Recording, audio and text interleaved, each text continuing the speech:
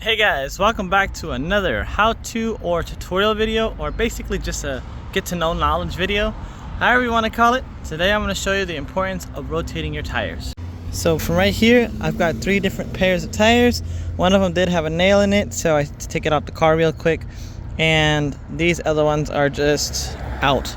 So the reason why you want to rotate your tire, guys, especially if you have a sports car, a car that's lowered, basically has a little bit of a weird alignment to it. Regardless of anything, you always want to rotate your tires at least every 30,000, 40,000 miles, maybe even sooner. Regardless, you still want to always rotate them because this one right here had a very good wear and tear. So it's evenly weared out throughout the entire thing. The pattern looks pretty bald all the way through. So this probably was a back tire in its previous life, meaning that there wasn't really any weight shifted in the car, so when people get in and out of your vehicle, it can change the wheel going inward. If it's too light, sometimes the wheels can go outward. So depending on what it is, the tires can have different variances. So for example, my car right here has a natural camber to it, meaning that my inside of my tires are always going to be a lot more balder than the outside of the tires. The car is a lot more lower than factory standards.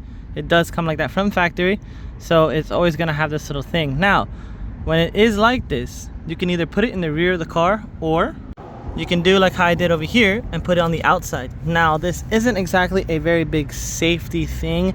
It is a little bit scary if you have it like this and you're racing, you're doing some crazy stuff on here. But if you're not doing a normal commute, it's totally fine. This one right here says inside. That means that the inside of the tire is now on the outside of the tire. Even on the daily, the tire shops even mess up and they put the inside on the outside of the tire. That's that little marking right there. It's always supposed to be on the inside, so the rotation of the tire is going backwards. In theory, it really doesn't matter. It's rubber, so it's going to be wearing out just as fine. Of course, when it comes down to knobbier tires, like this guy even has a screw in his, that sucks.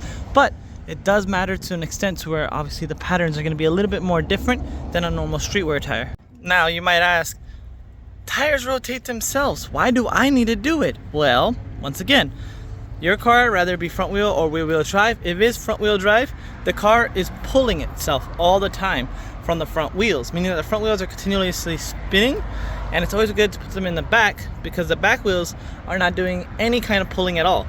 Instead, they're just chilling there. So because of the front wheels continuously putting a lot of weight and pressure on them, they are little by little burning out little by little rubber. Therefore, they're wearing out just like your bottom of your shoes. They wear out over time, and that's why you would have to rotate your shoes, get rid of it, and get new ones. So for the same thing with rear wheel drive tires, if you do a lot of drifting, if you do a lot of burnouts and stuff, you're gonna have to rotate those tires to the front, so that way you have fresh new pair of tires in the rear.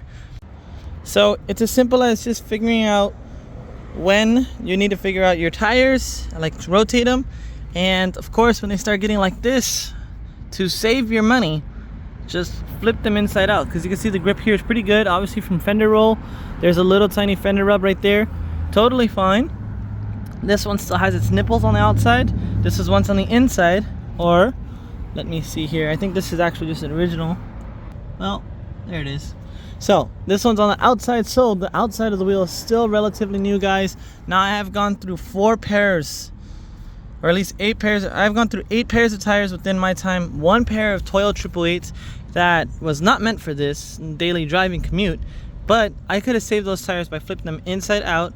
As you can see, it has that normal wear on the inside. That means that the inside of the tire is always going to be wearing out. So in order to save your tires and save a few bucks, just flip it inside out from the tire shop. Use the other side of the tread. It's not too much of a difference if you're going to do normal commute. If you are, obviously, like I said, doing track or any kind of crazy stuff in the rain, it might change up the thing. But honestly, guys, I've been driving on the daily with that one flipped inside out tire. I've been driving on this car for a while. I've had no issues with traction or no issues with anything else. So before it does become on threads and wires and you have to buy a brand new $150 tire itself just for one, save some money, get the shop to flip it inside out, and yeah, save the life of your tire. So any questions, comments, concerns, let me know in the comment section below. This is a relatively short video, just explain to you guys why you should flip your tires inside out, why you should rotate your tires. That way you're saving money, your car's gonna be more fuel efficient, and also if you are running cambered, for sure you have some more extra spare life to run that camber even longer. So once again, comment down below, like this video, share it, subscribe, all that good stuff, guys. Honestly, we're doing this at home. All it takes is a jack. For this car, it's a 17mm. Some other cars you need keys, some other cars you need 21, 19. Regardless of anything, the size of the nuts.